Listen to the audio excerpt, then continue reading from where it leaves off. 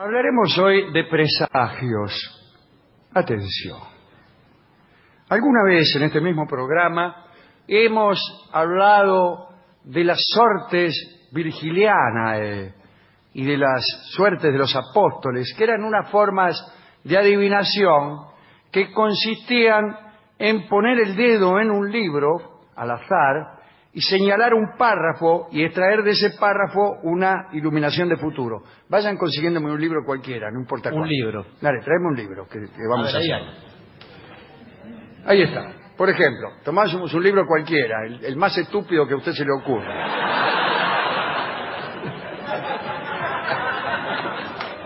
Entonces, abre el libro así al azar, pone el dedo y dice: ¿no han venido los actores? Cosa de mandinga. Cosa de mandinga. Y entonces tenemos justamente una descripción de lo que está sucediendo aquí. No han venido los actores, han venido en cambio unos sustitutos, nosotros mismos, que venimos a sustituir a lo que en el teatro son los actores, etcétera, etcétera. Podemos hablar media hora, pero no queremos de esto. Bueno, así se adivinaba. Entonces decía, bueno, si no vinieron los actores, este teatro, bla, bla, bla, debe cambiar su conducción, por ejemplo. Claro. Dicen los opositores a los que conducen el teatro ahora. Pero eso no es un presagio. Un presagio es algo distinto. Es un mensaje que primero no se busca con el dedo y que en general parece hablar del futuro, al menos para el supersticioso. Son eventos no preparados, y que al suceder parecen anticipar otros. Usted ve que un cuervo se posa sobre una casa y de ese hecho infiere otro posterior, a saber, la desgracia que se va a cernir sobre las familias que habitan esa casa. O sea que hay que ser muy supersticioso para creer en los presagios. Las autoridades cristianas clásicas aseguraban y aseguran todavía hoy que no se debe atribuir un significado a cosas tales como el movimiento involuntario de una gamba, la tos de una persona, el encuentro con un animal, pero en realidad eran consejos clericales de los cuales muchos no hacían caso. En la Edad Media, por ejemplo, los viajeros, al ver pasar de izquierda a derecha una corneja graznando, esperaban hacer un buen viaje. Ver una corneja graznando era un indicio de buen viaje.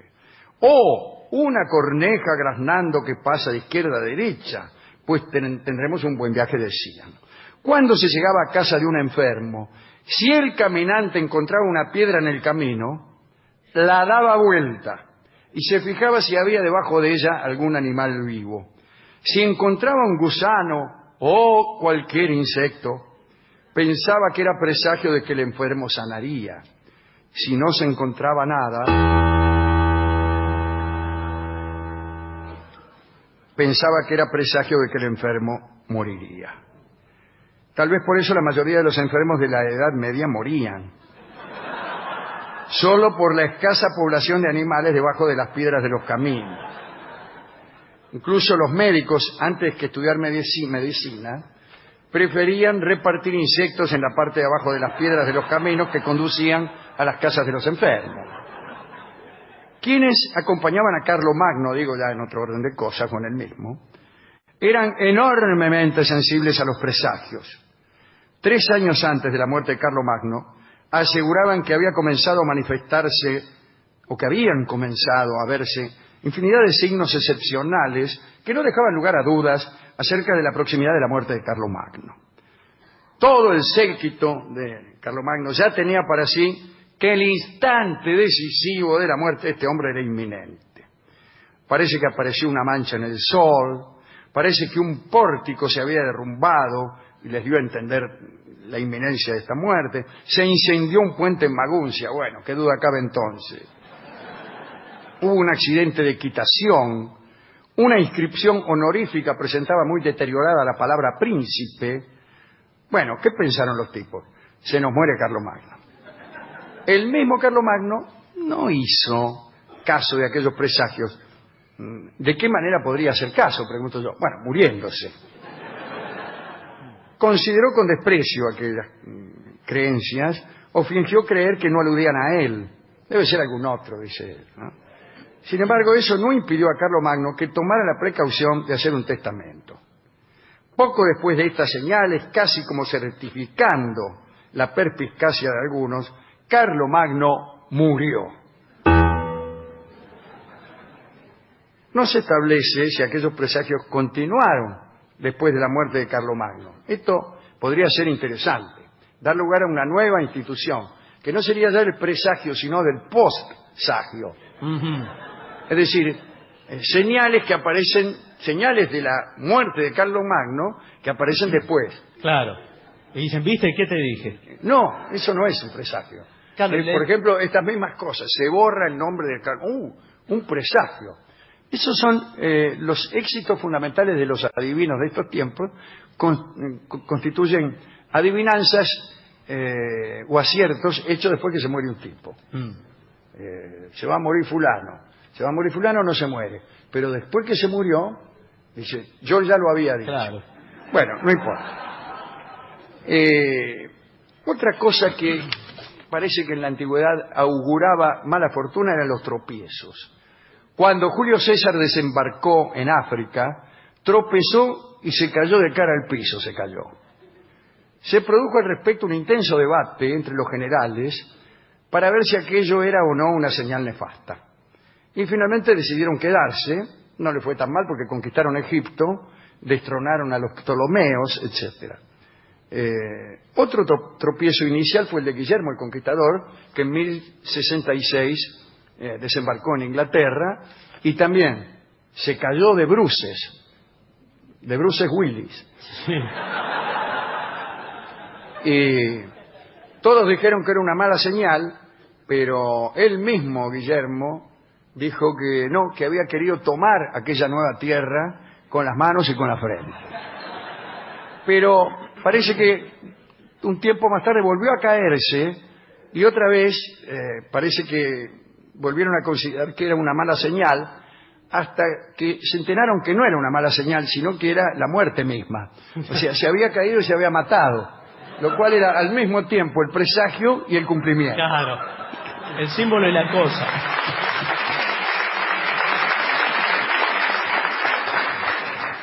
Bueno, en lo que nunca se sabe si han tenido razón estos tipos es en establecer una relación de causa-efecto entre la caída y la muerte. Tenían razón diciendo se va a morir. Efectivamente se murió. Pero hay que ver si se murió en virtud de la influencia de las caídas de un caballo sobre el futuro. Y sobre el futuro que no tiene directamente que ver con el caballo. ¿Hay una relación de causa-efecto entre un tipo que se cae del caballo y la caída de un imperio? Respuesta, no sé. De mal agüero era también que hubieran 13 personas en una reunión. Esta creencia se basaba, naturalmente, en las 13 personas que habían participado de la última cena, cuya, ulterioridad fue más bien tremenda, ¿no? Y estaba tan arraigada esta superstición que en París existía en el siglo XVII, incluso hasta el XIX, una institución llamada los 1400, que eran unos caballeros que estaban a la noche, desde las 5 de la tarde hasta las 9 de la noche, arreglados y dispuestos para ir a cualquier cena en donde hubieran quedado 13. Entonces los llamabas a los tipos, los mandabas a buscar y le decían, mire muchachos, somos 13, mándenme uno. Y mandaban un 1400, que era justamente el 14º.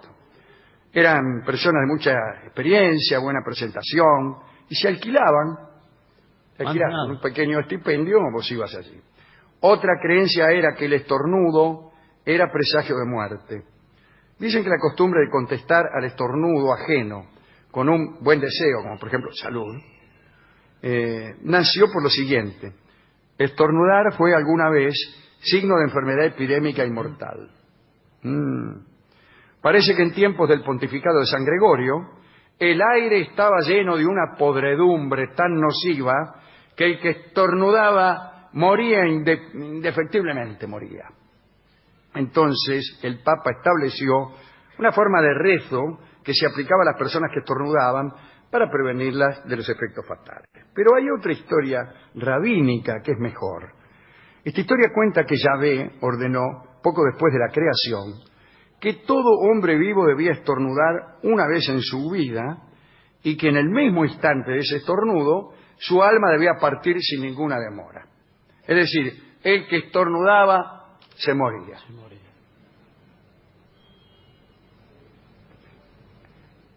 A Jacob no le gustó esto, esta forma tan precipitada de dejar el mundo, y le pidió a Dios el favor de que los hombres fueran exceptuados de aquel único estornudo mortal y que pudieran estornudar tantas veces como quisieran sin caer redondos.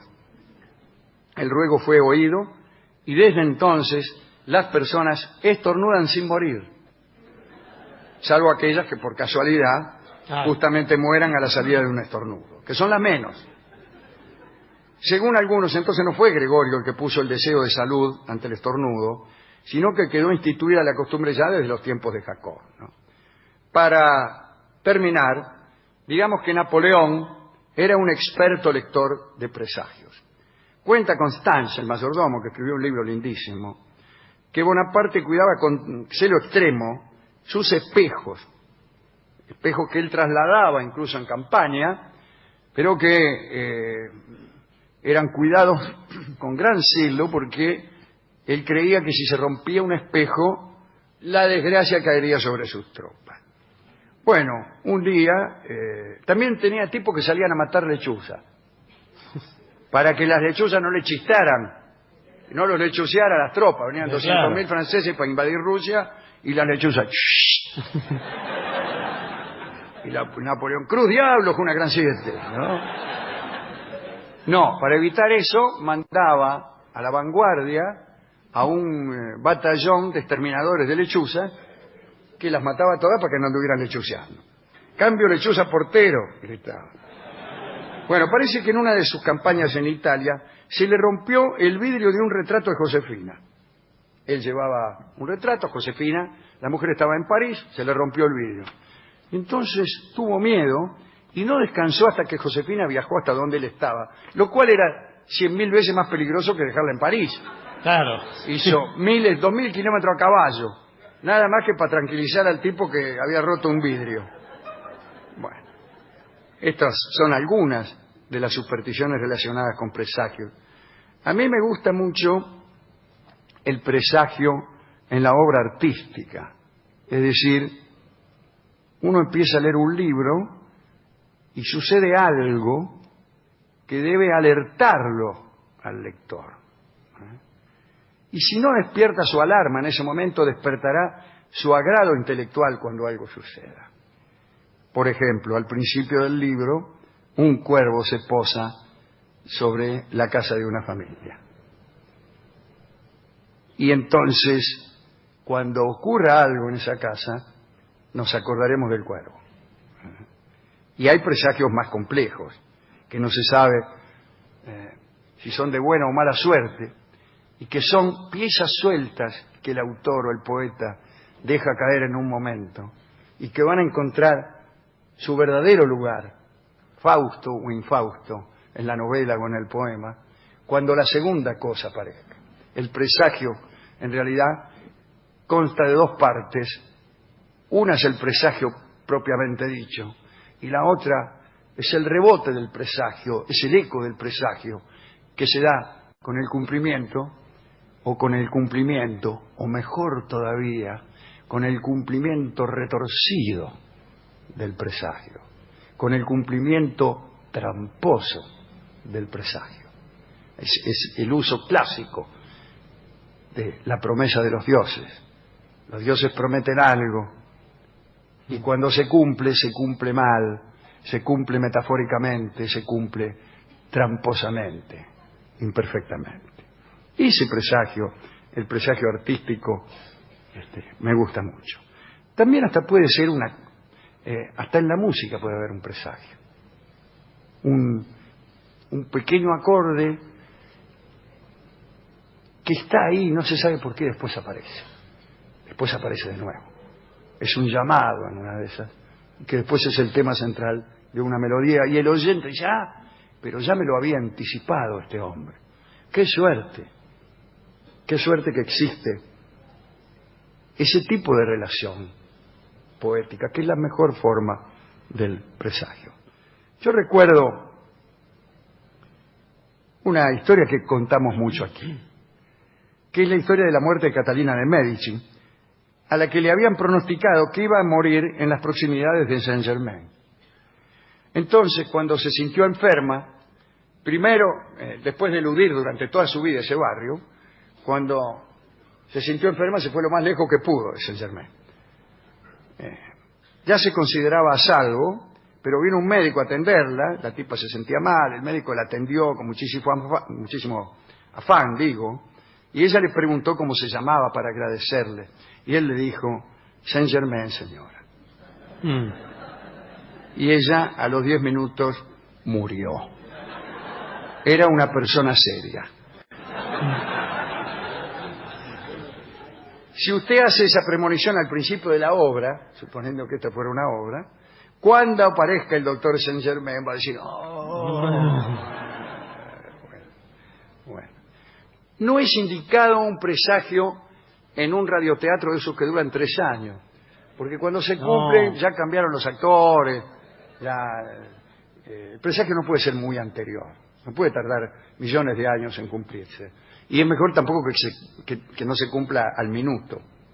No, por eso ponen muchos presagios. Claro, bueno, algunos. Dice, bueno, si tiene, a mí me gustan los presagios de inmediato cumplimiento, pero a mí, porque soy una persona ansiosa, muy ansiosa. Yo quiero que los vaticinios se cumplan ya. Por ejemplo, voy a una bruja, ¿no? Y me dicen, usted va a tener una vida muy feliz, muy feliz. Bueno, muchas gracias. Dame 50 pesos. Y me voy a mi casa y al rato la llamo. Claro. Le digo, escúcheme. ¿Y? Estoy sentado acá. ¿Qué pasa? Bueno. La verdad le digo que no me siento muy feliz. Bueno, me dice, pero espere. Justamente, esa es la base de la infelicidad. Claro. Esperar. No, tiene que salir a vivir, viva. No. Viva. Bueno, que viva ya. Bueno, ¿a quién dedicar todo esto? A todas las personas que hacen cumplir sus propios presagios. Quizá mediante la voluntad o mediante talento, lo que sea. Que son ellos su propio presagio.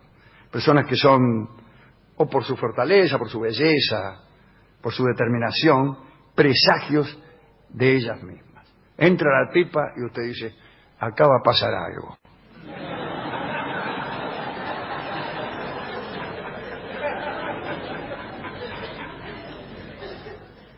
Yo he conocido muchas mujeres que eran presagio de ellas mismas. Y aparecían y era como si un cuervo se posara sobre el tejado de mi casa.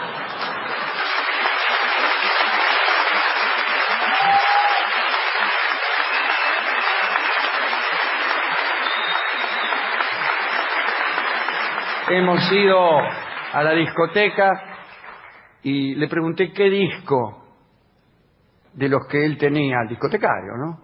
Era también un presagio. Y me dijo, se llama Lo que vendrá. Muy bien. Y Lo que vendrá es un tango de Astor Piazzolla que escucharemos en una de las tantas versiones que Astor hizo de él. Algunas versiones que presagiaban otras.